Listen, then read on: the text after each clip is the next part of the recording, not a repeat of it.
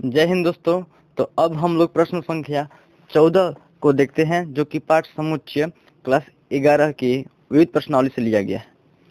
विद्यार्थियों के एक समूह में 100 विद्यार्थी हिंदी, 50 विद्यार्थी अंग्रेजी तथा 25 विद्यार्थी दोनों भाषाओं को जानते हैं। मतलब कि कुछ विद्यार्थी हैं, उनका कुछ समूह है एक, है ना। तो उस समूह में देखा गया कि 100 जो है विद्यार्थी ऐसे हैं जो कि हिंदी को जानते हैं, हिंदी भाषा को। 50 विद्यार्थी ऐसे हैं जो अंग्रेजी भाषा को जानते हैं तथा 25 ऐसे विद्यार्थी हैं जो कि दोनों ही भाषाओं को जानते हैं, हिंदी व अंग्रेजी, है ना, दोनों भाषाओं को। विद्यार्थियों में से प्रत्येक या तो हिंदी या अंग्रेजी जानता है। देखिए, ये जो बात है यहाँ पर ना, जो बोला गया है, अब ये बहुत महत्वपूर्ण है। यहाँ से लेकर ये जो बात है, ये बहुत महत्वपूर्ण है। अब समूह में कुल कितने विद्यार्थी हैं हमें बतलाना है। तो मतलब वो जो समूह था उनमें कुल कितने विद्यार्थी हैं हमें वो बताना है। देखिए, पहली बात कि जो हमें दिया गया है उसको हम लोग लिख लेते हैं, ठीक है। यहाँ पर कि समूह जो है विद्यार्थी का, उसमें 100 विद्यार्थी ऐसे जो हिंदी को जानते हैं, है ना, हिंदी भाषा को। तो हम मान लेते हैं कि जो हमारा हिंदी भाषा है तो उसके लिए कोई एक समुच्चय मान लिया हमने कि वो हमारे जो समुच्चय है वो क्या है, समुच्चय एच है। उसी तरह से जो अंग्रेजी भाषा है उसके लिए हमने कोई एक सूचक ले लिया समुच्चय का।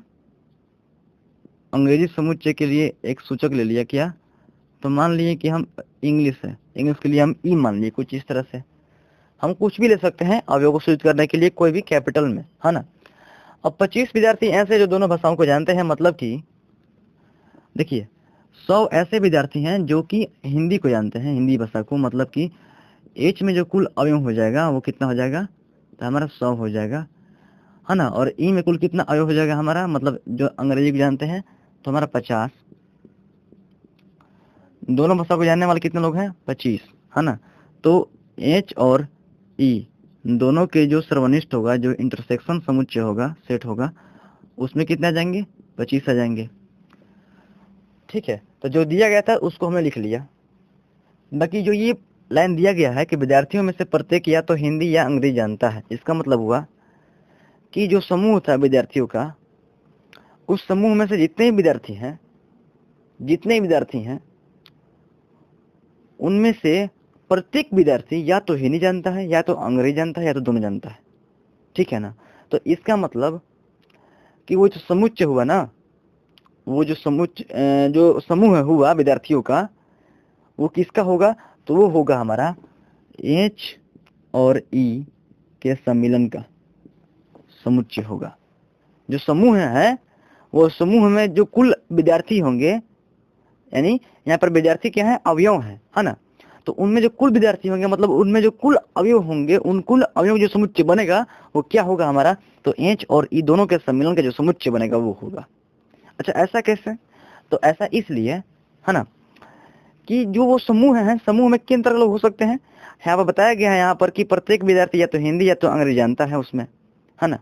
तो मतलब कि या तो हिंदी या तो अंग्रेजी जानता है, मतलब कि उसमें ऐसे विद्यार्थी कुछ होंगे जो सिर्फ अंग्रेजी जानते हैं, कुछ ऐसे होंगे जो सिर्फ हिंदी जानते हैं, कुछ ऐसे होंगे जो दोनों भाषाओं हिंदी और क्या है, अंग्रेजी दोनों को जानते होंगे उस समूह में। तो जो हमारा सम्मेलन होता है ना, इसमें तीनों तरह के लोग आते हैं, जो सिर्फ और सिर्फ हिंदी को जानते होंगे, जो सिर्फ और सिर्फ अंग्रेजी को जानते होंगे, और जो हिंदी और अंग्रेजी दोनों भाषाओं को जानते होंगे। तीनों तरह के इसमें लोग आते हैं, है ना। तो इसलिए जो हिंदी और अंग्रेजी दोनों जो भाषा है, उन दोनों भाषाओं का जो सम्मेलन वाला जो समुच्चय बनेगा, है ना, उसमें वही कुल अवयव आएंगे जो कुल विद्यार्थी थे समूह में, ठीक है। हमें निकालना भी क्या है कि समूह में कुल कितने विद्यार्थी हैं। मतलब कि यदि हम इसको निकाल लेंगे, इस समुच्चय के कुल अवयवों को निकाल लेंगे, तो हमें कुल विद्यार्थियों की संख्या ज्ञात हो जाएगी, ठीक है। पहले इसको बहुत शॉर्ट यानी क्रिप्स में कह सकते हैं कि वेन आरेख से इसको समझ लेते हैं, है ना, कि वेन आरेख से कैसे इसका हम आंसर दे सकते हैं बहुत कम समय में।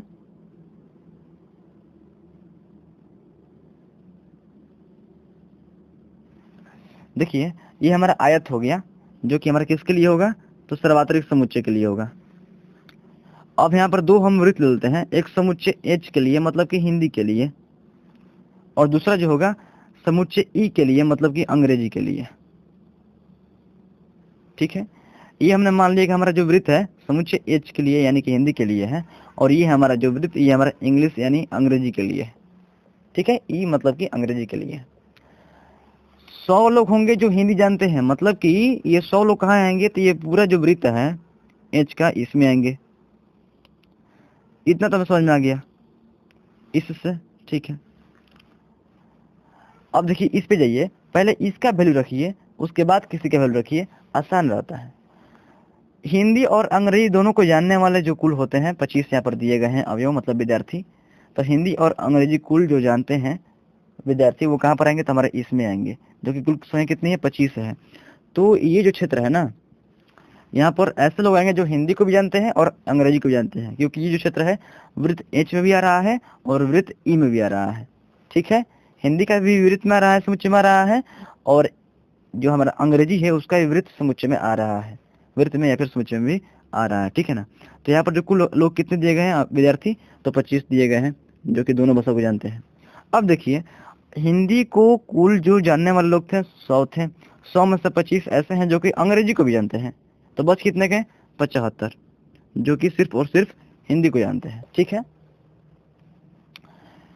अंग्रेजी को कुल जानने वाले लोग कितने हैं 50, 50 में से 25 ऐसे लोग हैं जो कि हिंदी को भी जानते हैं, तो बस कितने गए, तो 50 में से 25 घट जाएगा तो 25 रह जाएगा, मतलब 25 ऐसे विद्यार्थी होंगे जो सिर्फ और सिर्फ अंग्रेजी को जानते होंगे, हिंदी नहीं जानते होंगे। ठीक है, अब देखिए हमें ये जो निकालना है एच और ई का सम्मिलन मतलब कि हिंदी और अंग्रेजी का सम्मिलन वाला समुच्चय में कुल कितने अवयव हैं या फिर विद्यार्थी हैं, तो इन ये जो दोनों वृत्त हैं आपस में, ये दोनों वृत्त में जो कुल अवयव हैं यानी कुल विद्यार्थियों की जो संख्या है वही होगी एच और ई के सम्मिलन वाला समुच्चय में कुल अवयव। ठीक है, वही होगी ये वाला। ठीक है, तो इसमें कुल कितने विद्यार्थी हैं, तो 75 ऐसे विद्यार्थी हैं जो सिर्फ और सिर्फ हिंदी जानते हैं, अंग्रेजी नहीं जानते हैं। ठीक है, 25 ऐसे विद्यार्थी हैं जो अंग्रेजी भी जानते हैं और हिंदी भी जानते हैं, 25 ऐसे विद्यार्थी हैं जो सिर्फ अंग्रेजी जानते हैं, हिंदी नहीं जानते हैं। तो तीनों को जोड़ेंगे तो 75 और 25 हमारा 100 हो जाएगा, और 100 और फिर 25 125 हो जाएगा, मतलब कि वेन आरेख से हम लोग डायरेक्टली इसका उत्तर निकालिए कितना 125।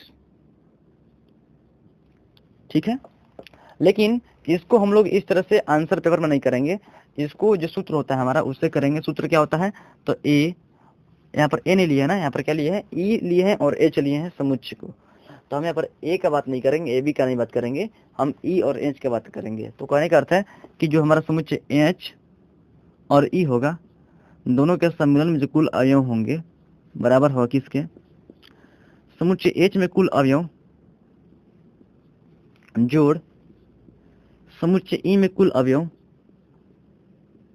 घटाओ समुच्चय एच जो है और ई दोनों के सर्वनिष्ठ में कुल अवयव। तो हमें यही निकालना है, और इन तीनों का वैल्यू हमें ज्ञात है तो इनको रख देते हैं यहाँ पर।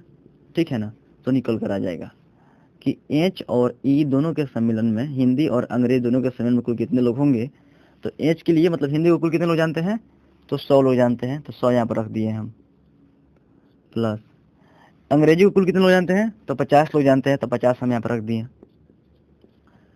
हिंदी और अंग्रेजी दोनों को कुल कितने लोग जानते हैं, तो 25 लोग, तो यहाँ पर रख दिए हम।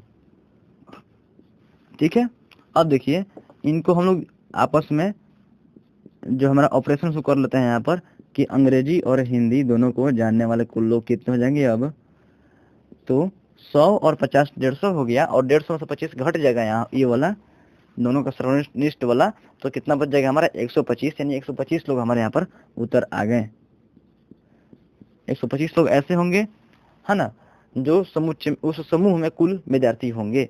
तो इस तरह से हम लोग प्रश्न संख्या 14 को हल कर लिए, और आप लोग इसी तरह से मन लगा पढ़ाई करते रहिए और अपने लक्ष्य के प्रति हमेशा अग्रसर रहिए।